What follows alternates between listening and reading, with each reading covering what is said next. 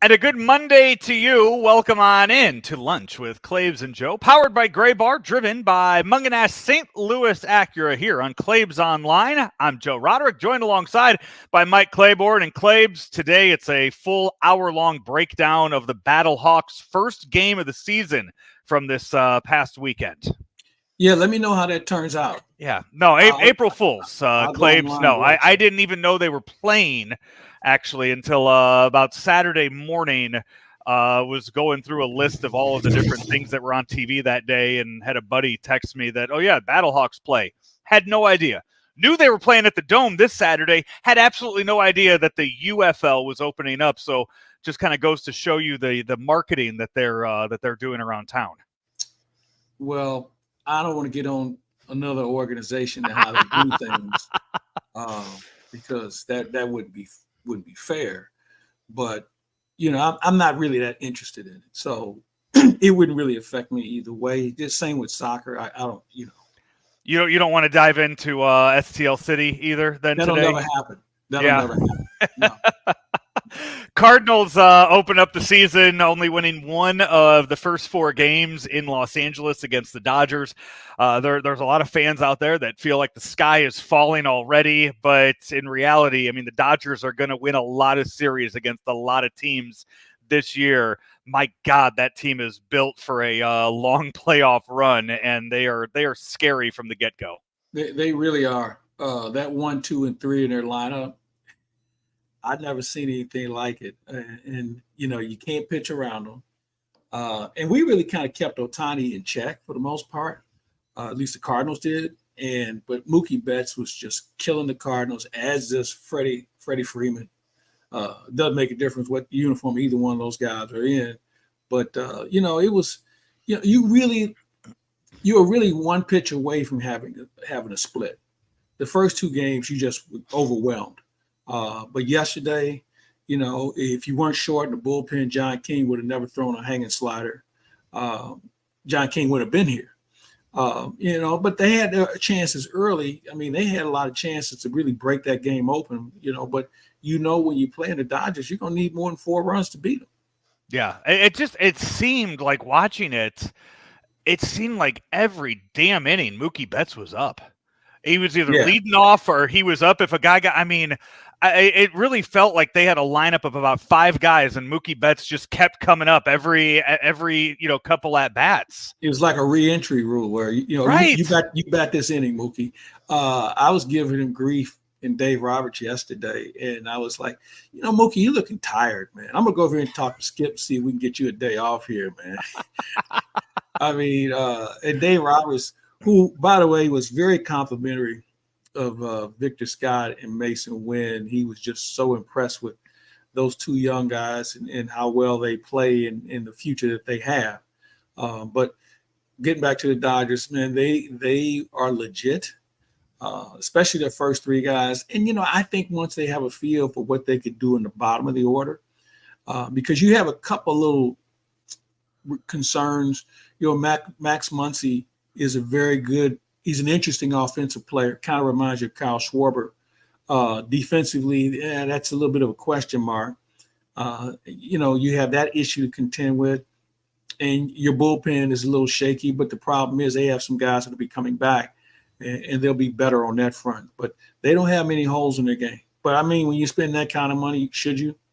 Right. The Cardinals, on the other hand, it's tough to get out of that first inning, with unscathed. And when you're facing 3 MVPs to kick things off, no matter who you got out there, they were just they were able to produce runs way too many times in that in the first inning of those games. And it's going to be a struggle for a lot of teams. It just so happens the Cardinals were the first ones that had to go up against it this year. Yeah, you know what? I guess if there's a silver lining here, at least it's over with. Yeah. I mean, I don't think we see the Dodgers until August. But, yeah, it was lesson learned. But, yeah, I don't think this was a surprise to many. I mean, when you looked at the schedule, you said to yourself, well, we're going to have our hands full. And we did. I don't know if it gets any better with the San Diego bunch, who's pretty good also. So, we knew this could happen. How you respond to it, I think, is going to be a challenge. We talk about the injury factor. And aside from Sonny Gray, I don't know if anybody who's on the injury list was going to be a difference maker in this series. Because when you look at what Victor Scott has been able to do, he just brings something to the team we didn't have. Not to mention, he's probably your best defensive outfielder. Yeah. So, that situation settles itself. Mason Wynn, if there's one thing I think he'd like to have back, was that bases loaded at bat. But overall, defensively, he's solid. And you got to get Nolan Gorman going. Gorman has changed so much from in spring training, where his 2-strike approach got him 9 walks, compared to now where he looks like he's out of sync. The question is, and I don't know whether you and Rammer have talked about it or not, is Burleson a better candidate in the 3 spot right now? I was going to bring up with the injuries that we've seen. I feel like the idea was to have Lars Nootbaar in that 3 spot. Do you think that was the case, or was it always Nolan Gorman going into spring training? Well, I think that I'm not sure what Nootbaar is. Okay, because he hasn't played enough to be able to show me that he should be in a locked-in spot in the order. So I'm really not sure.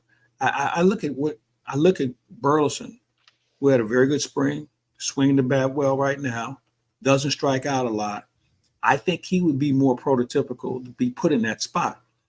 And it also frees you up where maybe Gorman bats after Arenado, and then you have the left, right continuing. Here comes Contreras. Or you can drop him down.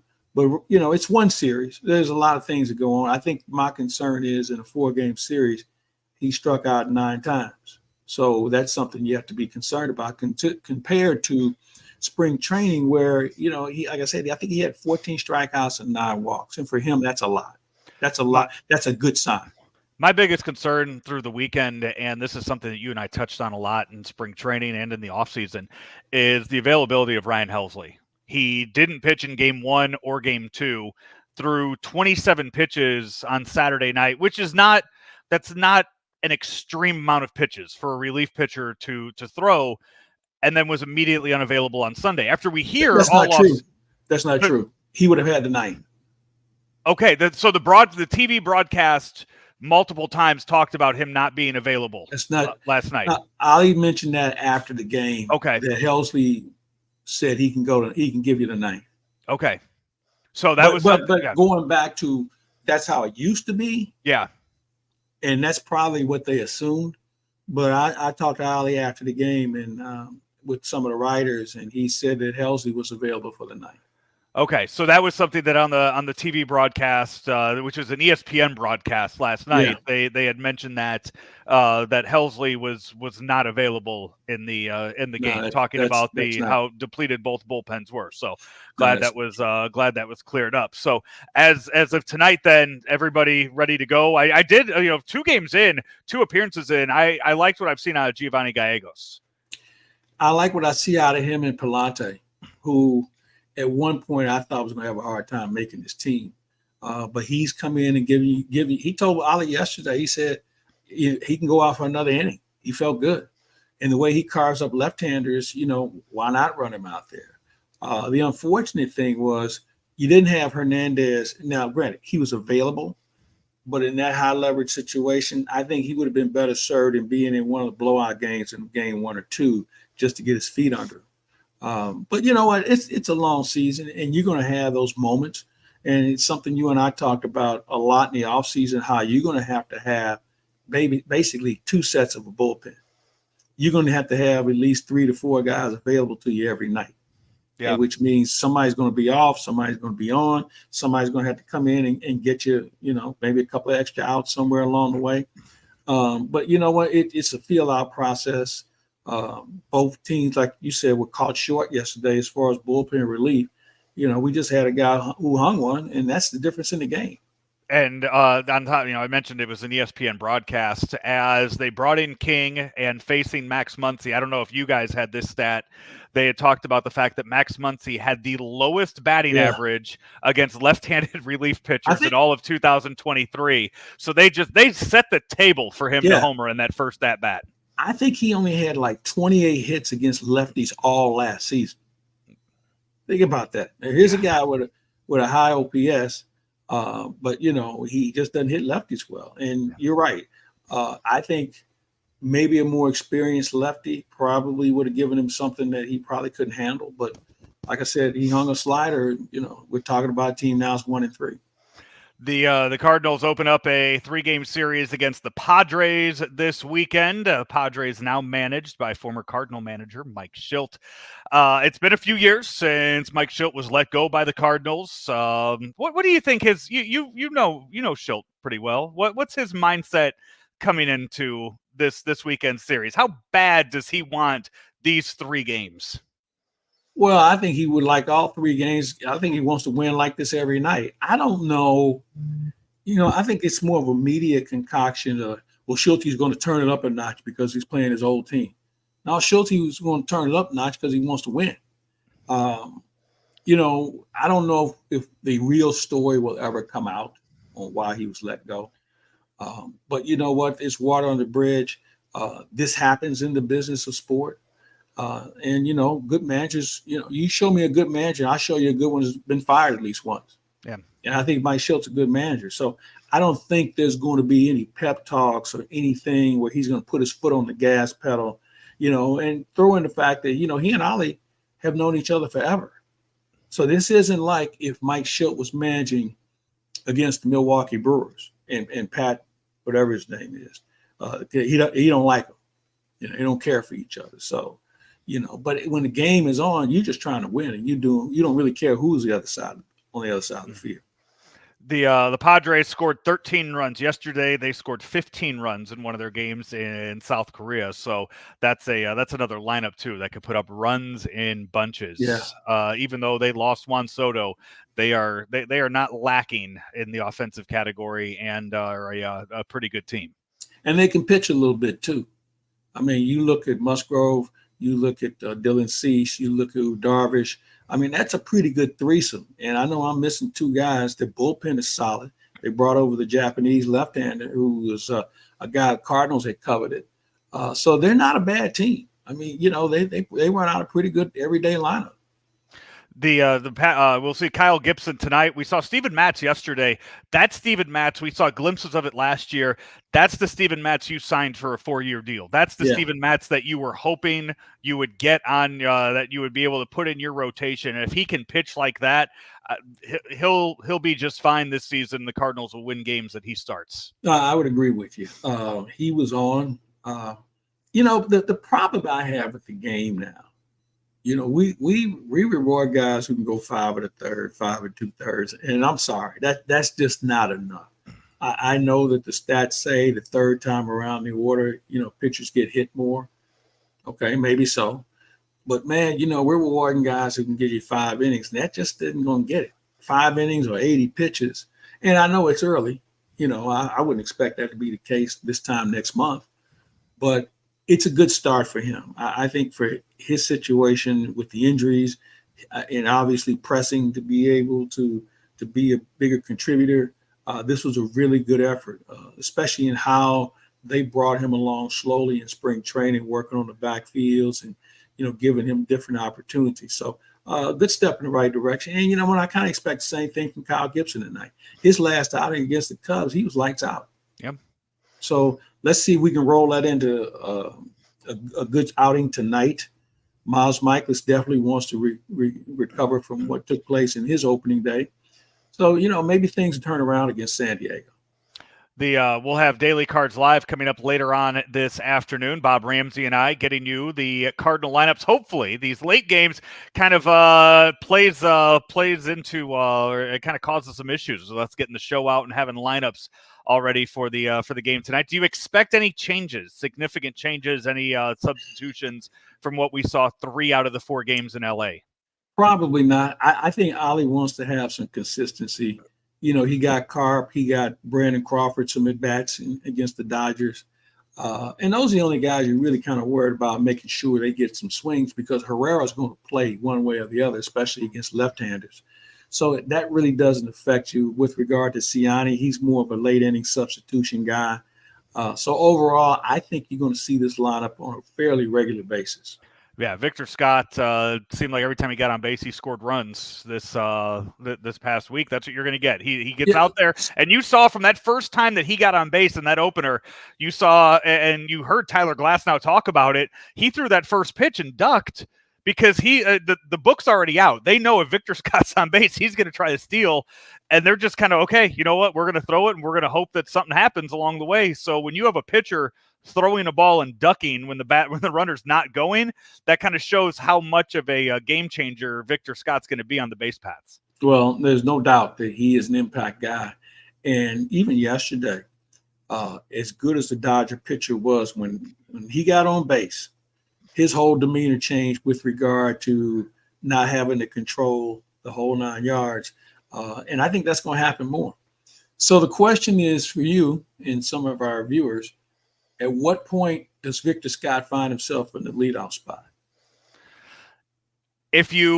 So I think a lot of that, I would wonder how much of that plays into maybe the hitting, maybe the production of a guy like Nolan Gorman, because at some point, do you put Scott up there in that number 1 spot, move Donovan to 2, and then put Goldie Arenado 3-4? Is that a potential lineup and just kind of break away from the left right that we see it now? Good question. That's why we're talking about it. Yeah. I just think that these are sort of some of the things that what makes baseball fun, because you have the lineup issue, you have the numbers. I mean, we're more numbers driven now with regard to who can do what and when. But the traditional way it used to be, again, it's used to be, you'd have a guy like that at the top, then you'd have a good contact hitter in the 2 spot. Here comes another guy with thunder in the 3, cleanup guy, and then the 5th guy. Now, the argument also would be, well, how many times is he going to lead off, in a game? So there's a lot of back and forth, but I'm anxious to watch his development because there's a lot of little things I really like about him. Yep. And I think maybe I like him because of the fact we haven't had anybody like him. Can you name the last guy that was like him? As fast as him, you're going back to Cardinals before I was watching the Cardinals. Yeah. I mean, that's Vince Coleman days, I feel like, is what you're probably alluding to. Yeah. And we saw how that turned out, which begs me to believe that when you're drafting players, you have to put the speed element in the game. And the other reason why is we get to this automatic balls and strikes, you're going to have a guy that's going to have to push the envelope, okay? And the whole approach will change about pitching with regard to who's on base. So if I'm a team, I'm starting to look at more guys with speed, and we'll figure out where to play him. But obviously, he's got to be able to get on base, and that's the thing with Scott. He's shown the ability to be able to get on base. He's had a little bit of a rough go, but I mean, hey, Bobby Miller was as good of a pitcher as I've seen in a long time on Saturday night. Yeah, so Rammer and I talked about it. Rammer and I talked about it the other day. Friday night. Yeah. Friday night. Yeah, Rammer and I had no idea who Bobby Miller was. I knew the name, had no idea what kind of stuff he had no idea what kind of pitcher he was going into Friday night. Wish I would have been able to watch the game Friday night. Had to. Hey, you guys had a great broadcast Friday night. Wish I could have seen it. Well, you can. If you go to the Apple thing, you can get the local broadcast. The audio, yeah. Yeah. I'm talking about watching the game, though. You have to subscribe to that. Oh, you don't subscribe? I thought maybe when you watching soccer, you would have that. Nope. Unfortunately, no. I watched. I finished. I watched all of Ted Lasso, and I canceled my Apple TV subscription a few years ago. You know what? I have it, and I think the only time I've actually watched it is there was a baseball game. And there's something about the Apple broadcast that stands out as far as the picture. I don't know about you. I don't know what kind of cameras they're using, but it has a softer, more defined look. The graphics are different, obviously, because I mean, how much can you change the broadcast of a baseball game? But Bobby Miller the other night, man, he had command of all 4 pitches. And I mean, I think of the 10 strikeouts he had, I think 5 of them were called out on call looking. I mean, he was dotted, man. And you just don't see that. And everybody's hope was, man, if this guy gets 6 innings, that means we have 3 more cracks at the bullpen. Mm-hmm. And, the Cardinals did that. But overall, man, this guy was really good. Cardinals and Padres tonight. Rammer and I will have Daily Cards Live later on today. Hopefully get you the lineups and get you ready for the first of the 3-game series. Cardinals will be home on Thursday. That is the home opener.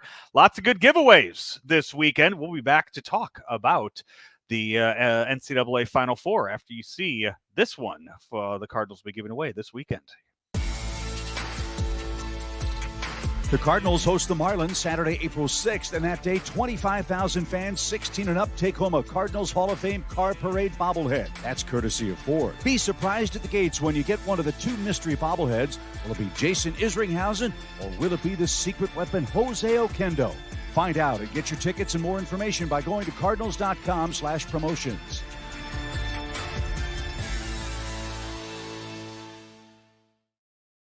Back here on Lunch with Claibs and Joe here on ClaibsOnline.com, powered by Gray Bar, driven by Munganast St. Louis Acura, and Claibs also sponsored by the Painting and Decorating Foundation.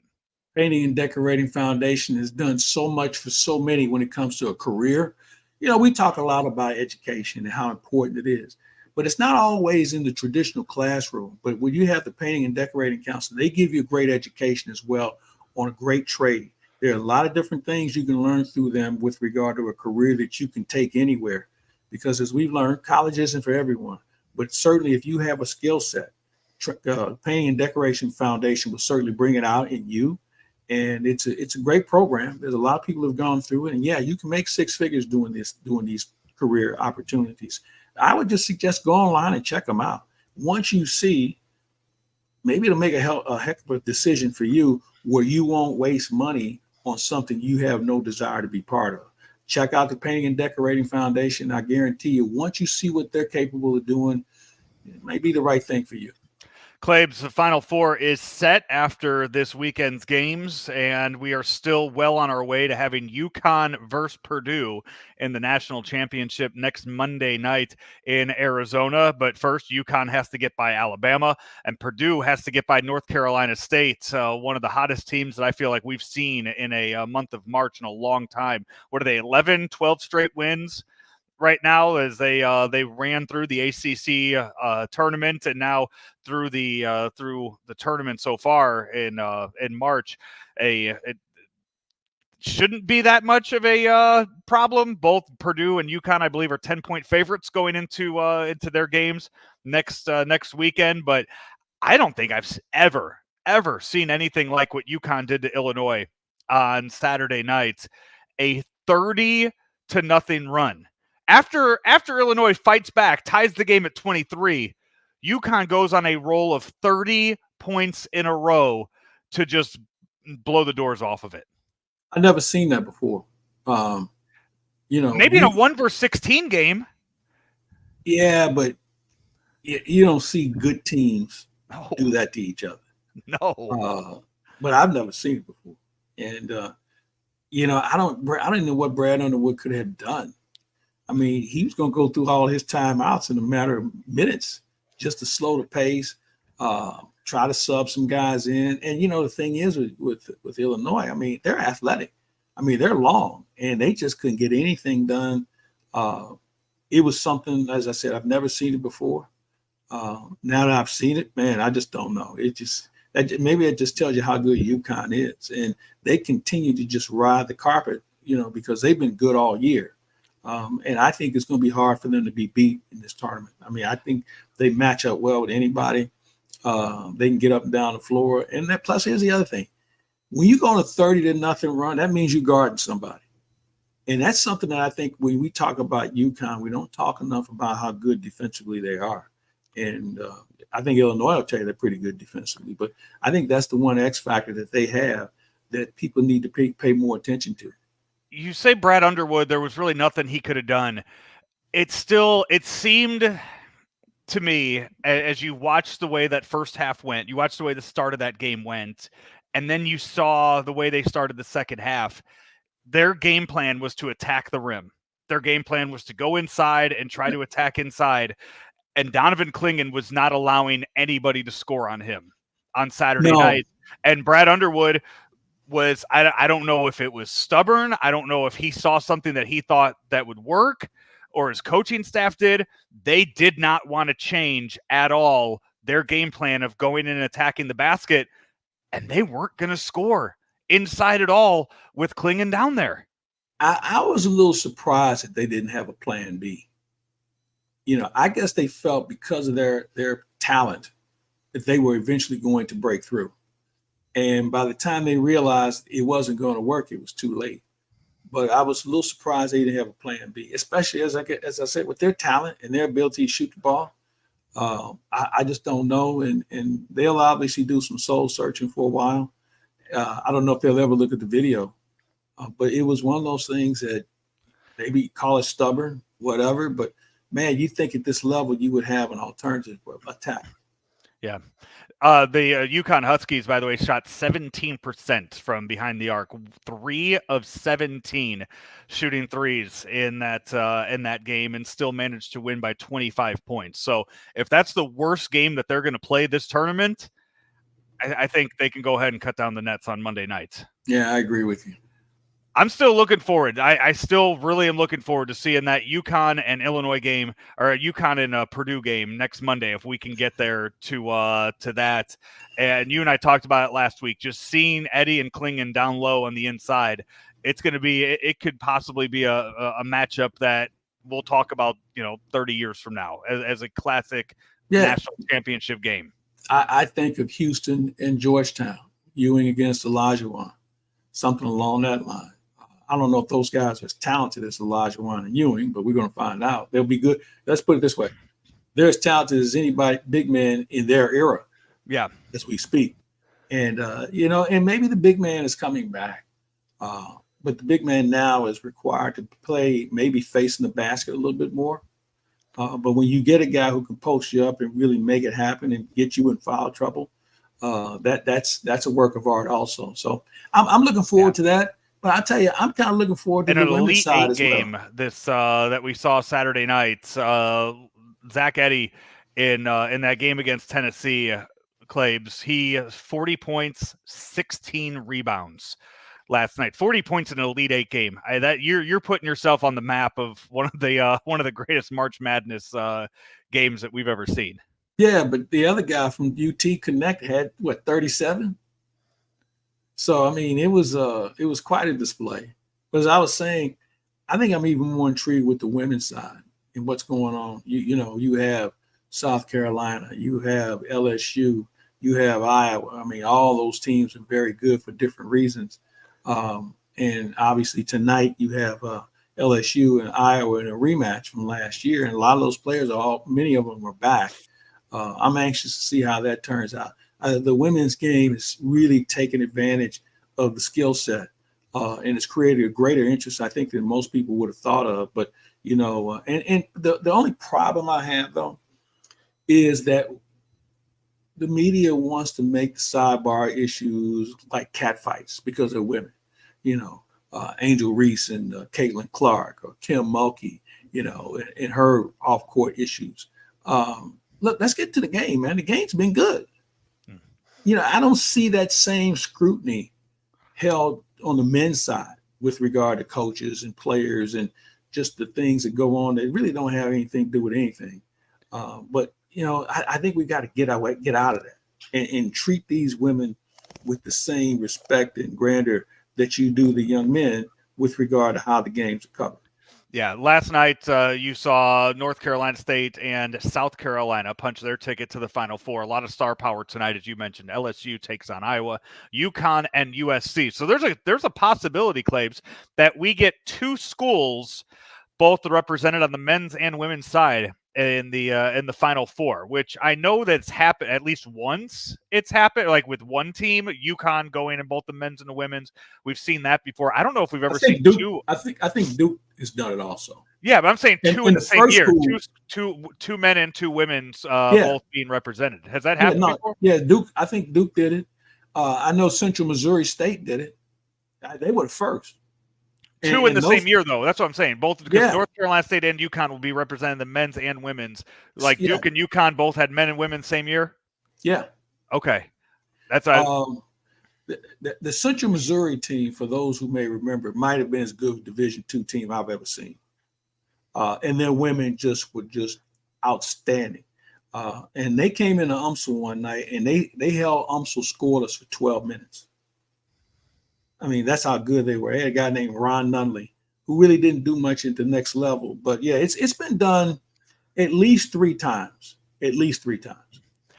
The last night, the story in the women's tournament was the court up in Portland as they realized that it was wrong. The paint job was wrong. The measurements on the court was wrong. I don't know how that happens at that level. I agree with you. They should be embarrassed.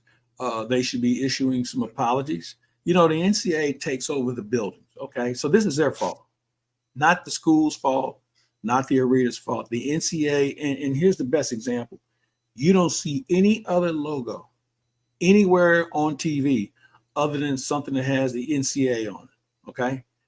So they own it. They own the issue. They own the mistake. And it would be nice of them to apologize to both of those teams because that's not supposed to happen. I didn't realize this because I know this just came up recently. I didn't realize up until a couple of years ago, the women were not allowed to call it March Madness. I didn't know that either. I can understand why. It's a trademark. Yeah, it was only the men. The men's tournament was the only one that was March Madness just until recently. Now that both the men's and the women's are both labeled under the category of March Madness. Up until recently, that wasn't the case. The double standard that the women have had to go through over the years is appalling, in my opinion. They just have not been given the respect. And some will say, well, they don't make the same kind of money that the men do. I don't care. You play if they're playing representing your university and representing the NCAA, then they should be afforded the same accommodations that the men do. I know there aren't as many programs that are making a lot of money, but you know what? If you put them under your umbrella, you're going to claim the glory when they're doing well. So you should support them. But the NCAA, in my opinion, is one of the most embarrassing organizations in the history of sports. Pirates, in some regard. Not as bad as FIFA or the International Olympic Committee, but they're right there. And all of the problems that we see in college sports, the portal, the NIL, you know what? Had the NCAA not been greedy and not thinking that they're going to treat this like a plantation, none of this stuff would have ever taken place. They had a chance to do something about it, and they didn't. Then they get hauled into court, and now the courts decide on how this is going to work, and the whole thing is going to disintegrate here soon. This is Lunch with Claibs and Joe here on ClaibsOnline.com, powered by Gray Bar, driven by Munganess St. Louis Acura. Claibs, we're also brought to you by the Missouri Athletic. Missouri Athletic Club, 2 locations. If you haven't had the experience, you might want to check it out because it's not only for an individual. They have a lot of family events that take place, a lot of recreational activities. It's a great place to hold a banquet or a wedding reception. They've got the 2 locations that have just about everything, and you'd be amazed on who you'd run into at the MAC. I've been a member for a number of years. It's always been good for me, and you can take the membership around the country at various other membership locations as we have reciprocals. There's golf available to you locally as well. All you have to do is go online and check out what the MAC is all about, and once you do, you'll realize, hey, that might be for you.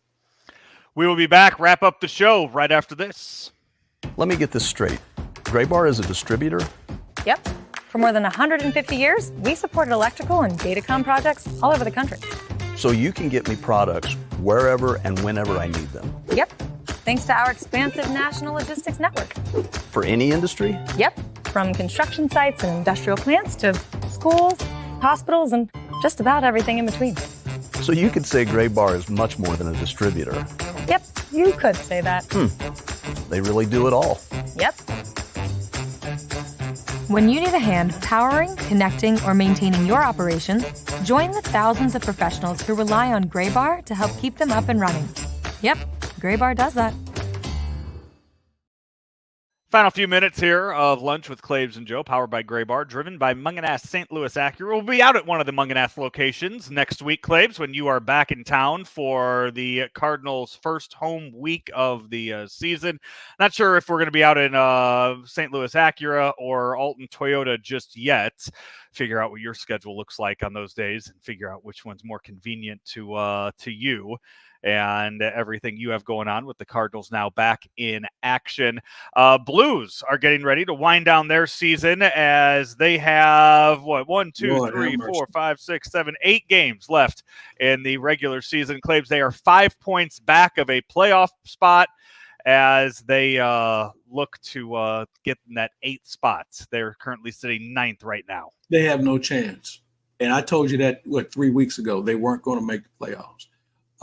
The chemistry and the lack of competition on this team is not very good. It's almost embarrassing. You get shut out by San Jose. Okay. San Jose has nothing to play for other than making sure they stay in the lottery for next year. And you let them come in your building and shut you out. And it's ironic that after the game, you heard the same comments from the coaches and players about how they don't understand how it got this way and this and that. Hey, man, you know what? Because you don't have the right chemistry. You don't have enough good players. And I don't care who you have coaching, and I think it's games like this that you say to yourself, it wasn't Craig Berube. Okay. Right.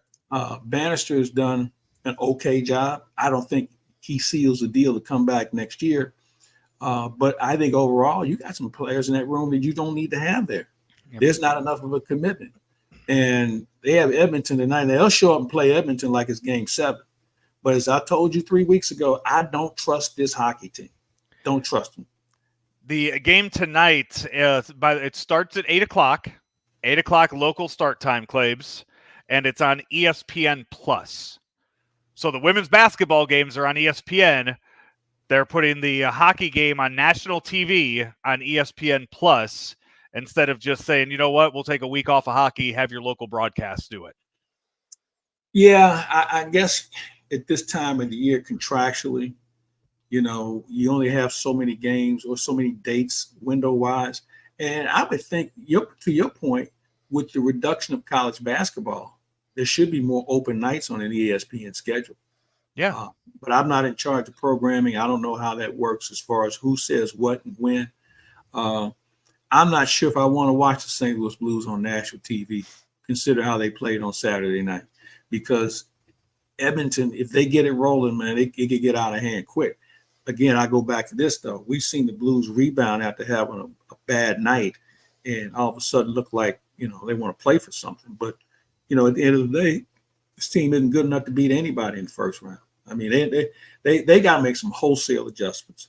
This off season, I think, is more pivotal than anybody can imagine because you have to clean out the dressing room. That's what you have to do. You have some players you got to move, and it's not just one. You have several that probably don't need to be here for various reasons.